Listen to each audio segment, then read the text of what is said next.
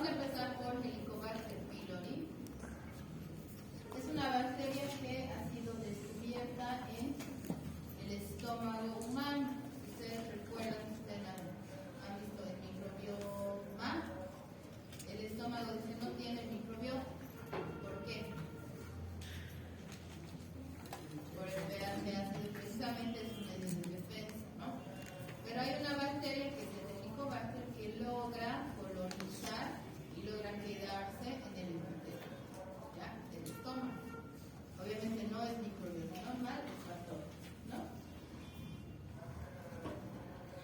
En el 1892 se descubrieron estómagos de perro. Después, en Cracovia, se investigó sedimentos de lavado gástrico y también se encontró esta forma, este bacilo espiralado, que le llamaron Vibrio rubra, ¿sí?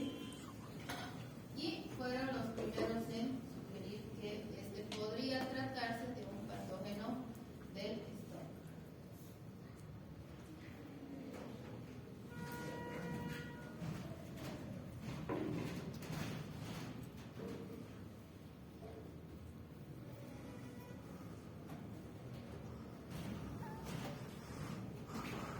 Posteriormente fue descubierto por Robin Warren en Australia, era un patólogo, entonces la encontró en las láminas de mucosa gástrica. Con Marshall aíslan la bacteria en mucosas de estómagos humanos y logran cultivar. ¿Sí?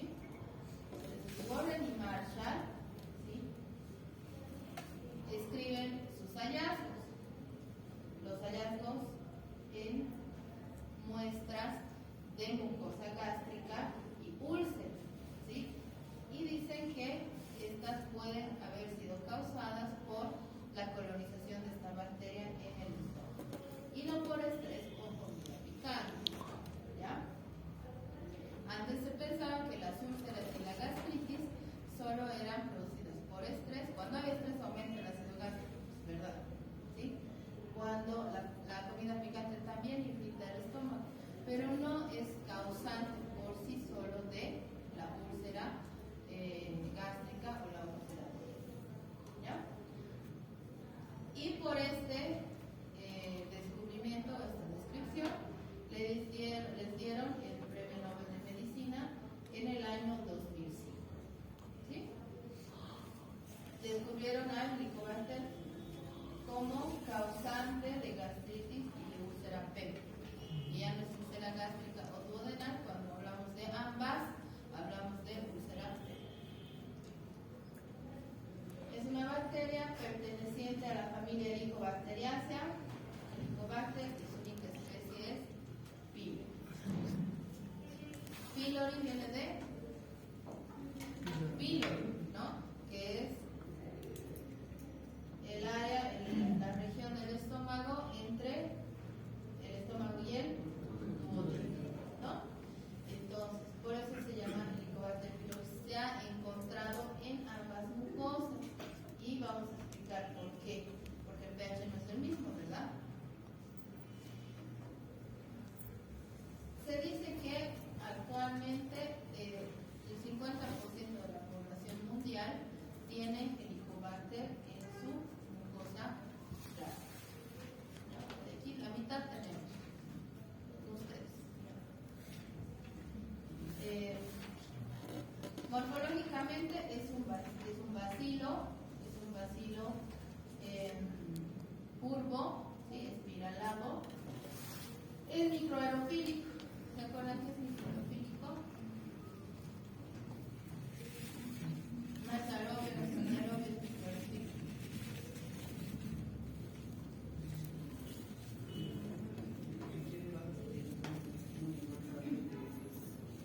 Necesita mínimas concentraciones de oxígeno, muy poquito.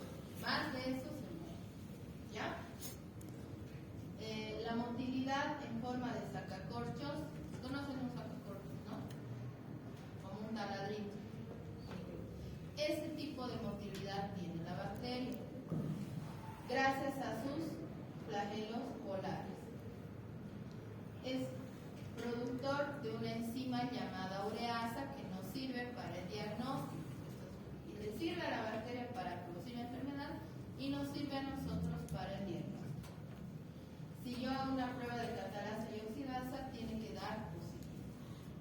no es oxidativo ni fermentativo.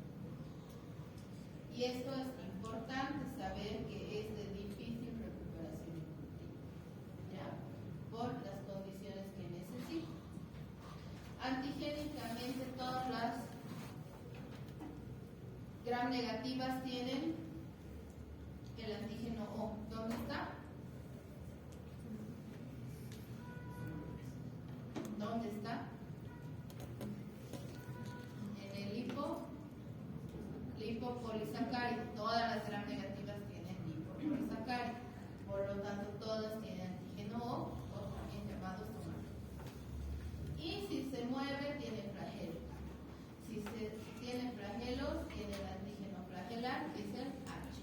¿Listo? Bien. Tiene factores de patogenicidad. En este están los flagelos y se incluye a los flagelos porque le ayudan a moverse debajo de la mucosa. ¿Ya? Aquí tenemos que recordar la estructura de la mucosa gástrica. ¿Cómo es la estructura de la mucosa gástrica? De la pared del estómago. Histología. ¿Qué capas tiene? Tiene cuatro capas. ¿Sí? No, compañero. No, a él. No se acuerda. Histología se acuerda. Ah, no, perdón. Eso.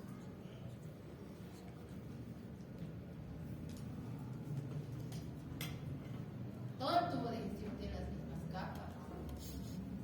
¿Cuáles son?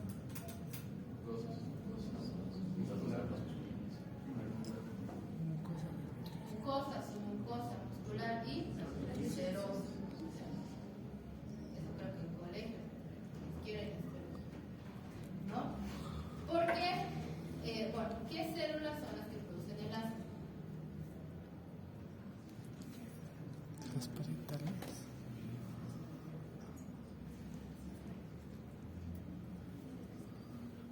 Creo que tenemos que volver primero. Las células parietales. Uno de 600. Aquí están representando a 600. ¿Vale? Porque no digerimos nuestra propia mucosa con el ácido producido por las células parietales. Porque no se nos autodigerimos. Por la producción del moco. ¿Quién produce moco?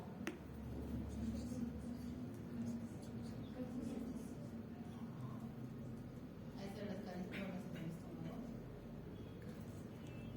Hacen las pecas. ¿Cómo han aprobado primero? Ya no les voy a enseñar, ya están en segundo. Tenemos una capa de moco que recubre a las células del epitelio, que es la que evita que el ácido toque nuestras propias células. ¿Sí? Entonces ese moco tiene un pH básico. ¿Ya? ¿Qué hace la bacteria? Con el movimiento de tirabuzón que hemos visto, que hemos dicho, gracias a sus flagelos, penetra la capa de moco. ¿Ya? Perfora la capa de moco. ¿Ya? Además, tiene ureasa. ¿Qué es la ureasa? Una enzima que transforma, vamos a ver después, la urea en amoníaco y CO2. ¿Sí? Y ese amoníaco es ácido o es básico. Básico, alcalino. Esa alcalinidad neutraliza el ácido del estómago. ¿Ok? Bien. Además, su lipopolisacárido le ayuda a adherirse a las células epiteliales. Tiene otras proteínas externas que también le ayudan en la adherencia. ¿Ya? Esta es la céluula huésped, si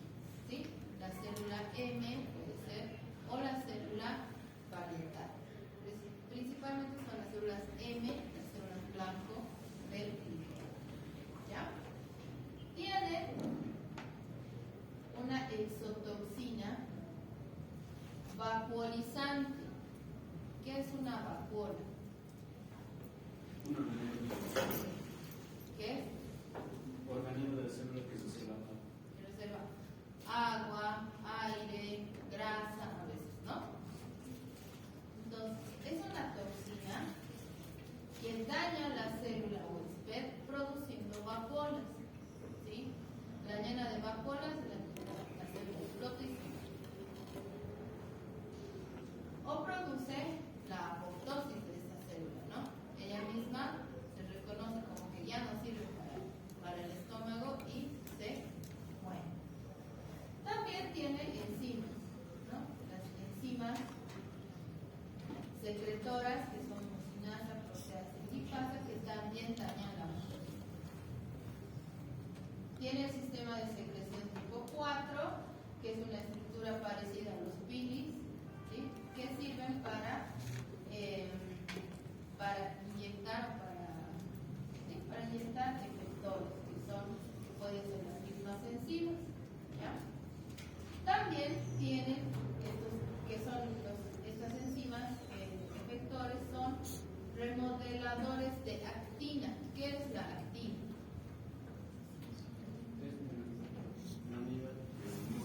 La proteína contráctil. Las células tienen actina, tienen, ¿no? Para como bionecitas celulares o para mantener su forma, ¿verdad? Entonces modifican la actina, inducen a que se produzca interleuquina 8, ¿sí? Este factor de crecimiento de la célula, y también en este caso inhiben la apoptosis, ¿ya? ¿Por qué esto es importante? Porque esta célula dañada no está vacuolizada, ¿sí? Está dañada y no le dejan que se induzca la apoptosis, no se va a morir y va a ser una célula que va a mutar, ¿sí? Se va a volver cancerígena, tumoral. Por eso está en relación el Helicobacter con el cáncer gástrico, ¿sí? Está en relación con la gastritis, con las úlceras y con el cáncer gástrico, ¿ya? Tiene todo esto para producir. La ureasa, hemos dicho, es una proteína, una enzima que transforma la urea en amoníaco más CO2, ¿no? ¿Qué hace el amoníaco? Es alcalino, va a neutralizar la acidez gástrica y también es tóxico para el epitelio gástrico. Fíjense, aquí está el moco y aquí está la célula epitelial, ¿sí? ¿Y qué hace el Helicobacter? Perfora el moco para después ingresar a la célula epitelial, ¿ya? Entonces fíjense, esta es toda la capa de moco que produce las células de la mucosa para protegernos, ¿ven? Está aquí el ácido gástrico, ¿no? ¿Qué hace la bacteria? Cuando logra penetrar la capa la capa de moco, empieza a producir la ureasa. Y la ureasa es como que le neutraliza y le cubre, le protege contra el ácido del estómago, ¿sí? Y la bacteria puede unirse a la célula epitelial. En esa capa protegida, ¿sí? ¿Qué hace? Se multiplica, ¿no? Aprovecha el moco, todas las proteínas que pueda, los nutrientes que pueda tener, y se multiplica. Y hay un momento en el que esta célula se daña, ¿sí? Esta célula epitelial se daña y se produce un proceso inflamatorio, ¿sí? Por eso la inflamación de la mucosa gástrica se llama gastritis, ¿ya? Entonces, ¿qué va a pasar? Si se daña esta célula, ya no se produce moco. Si ya no se produce moco, se produce una erosión, ¿quieren? Del epitelio,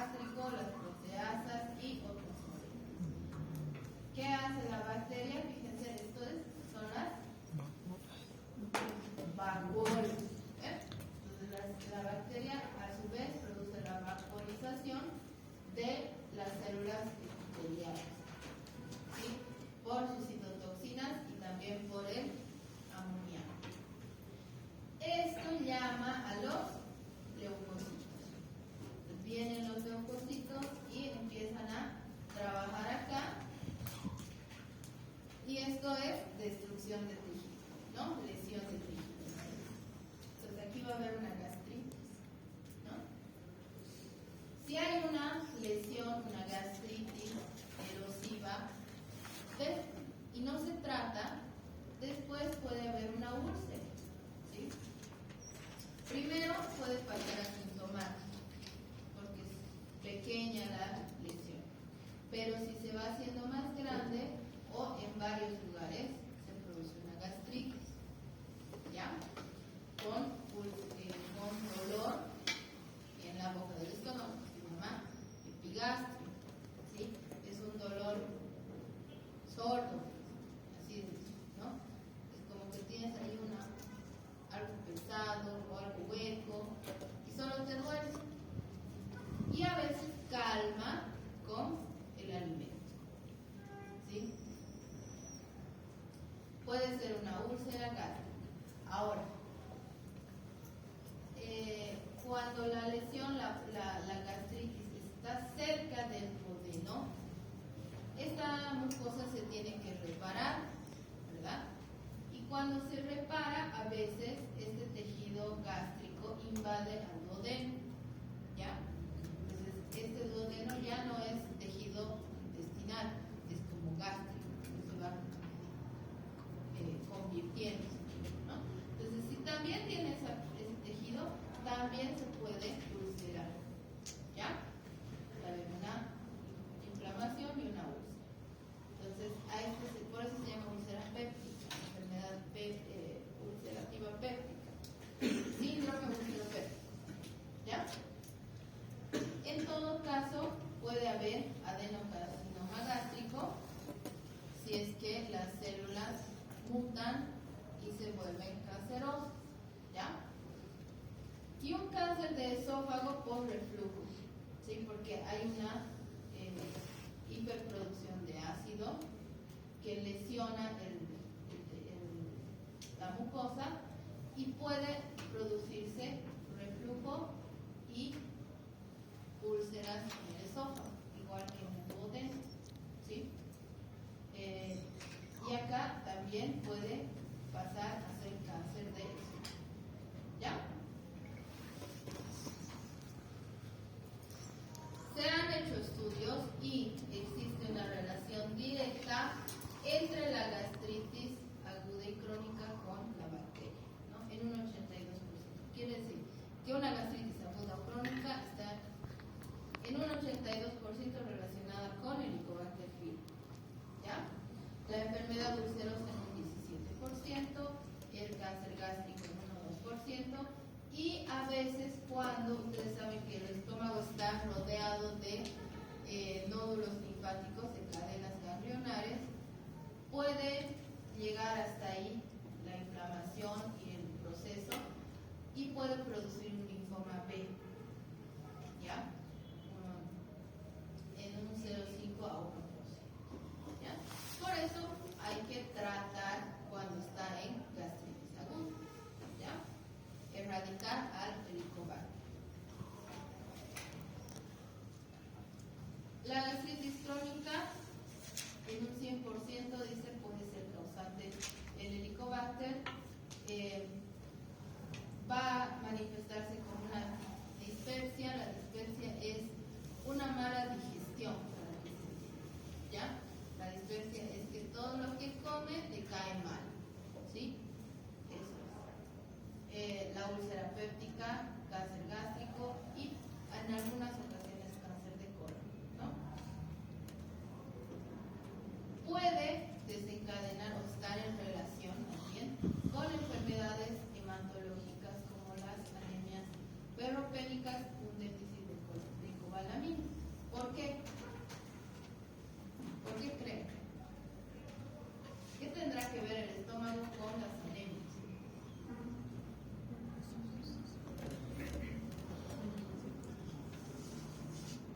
¿Tendrán que ver? ¿Por qué? Tienen que haber leído en historia.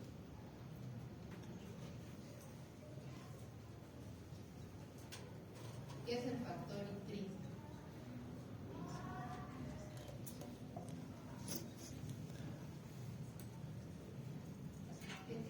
Bueno, digamos.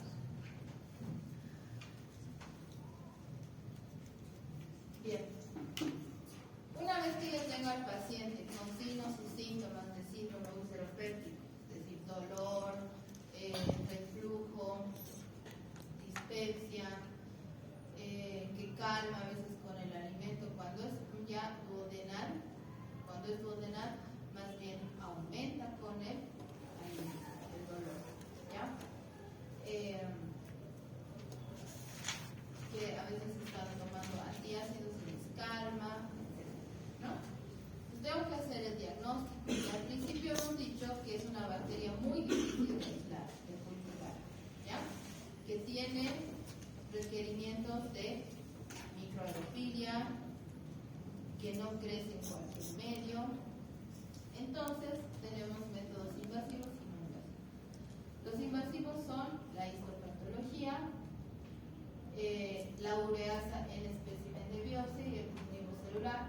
Todo esto es a partir de una muestra de biopsia, y una muestra de biopsia se obtiene por endoscopía, ¿sí? Se introduce una cámara por la boca, llega hasta el estómago y con un sacabocados mirando la mucosa gástrica donde está la lesión, se toma una pequeña muestra de biopsia de ahí y se lleva a patología. A patología se le hace también prueba de ureasa, es un medio de urea de Christensen que se pone ahí el pedacito de biopsia y si cambia de color es porque produce ureasa, ¿ya? Ureasa positivo. Y el cultivo ya es cuando tengamos que hacer una investigación o un trabajo más grande, ¿ya? Y los no invasivos, test de ureasa en aliento, es una cápsula que se toma, que tiene urea, y si está ahí la bacteria, va a producir ureasa, va a producir amoníaco y ese aliento va a tener el paciente, ¿no? Los antígenos, esta es una prueba indirecta, ¿no? Detección de antígenos con antisueros en heces.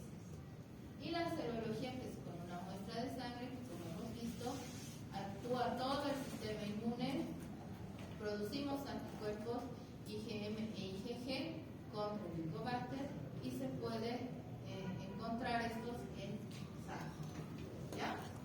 De esto, fíjense que todos son sensibles.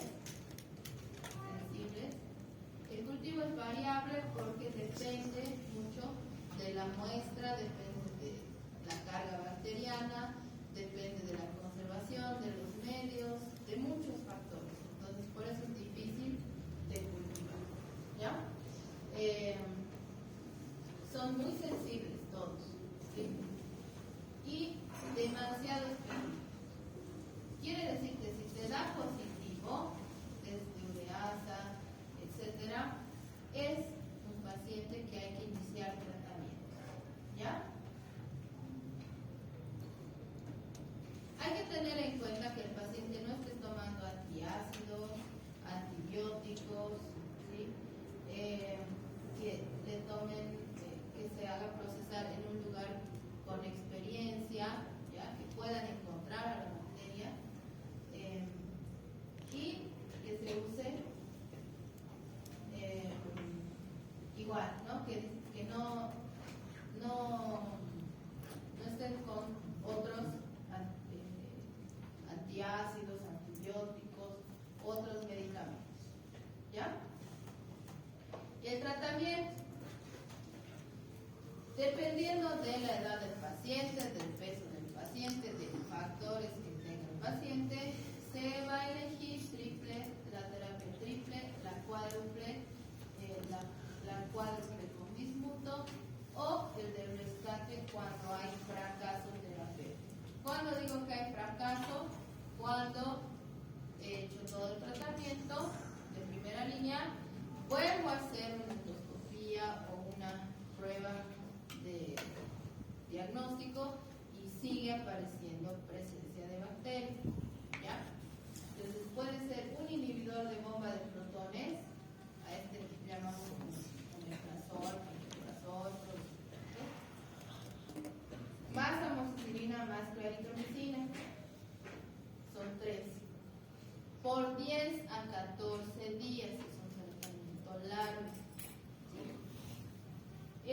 cuádruple es lo mismo, inhibidor más amoxicilina más cloritromicina más metronidazol, ¿sí? El metronidazol, si ustedes recuerdan, es un antibiótico para anaerobios, ¿sí? Ayuda porque es microneutrínico, ¿sí? Y la cuádruple con bismuto es un inhibidor de bomba de protones más bismuto más tetraciclina más metronidazol, ¿no? Esto ya va a elegir el médico de acuerdo a que si es la primera vez o si ya es tras el fracaso, se da un inhibidor, amoxicilina y levofloxacina. ¿Ya? Esta es la clásica. En nuestro medio es omeprazol, amoxi, claritromicina y metronidazol. ¿Ya?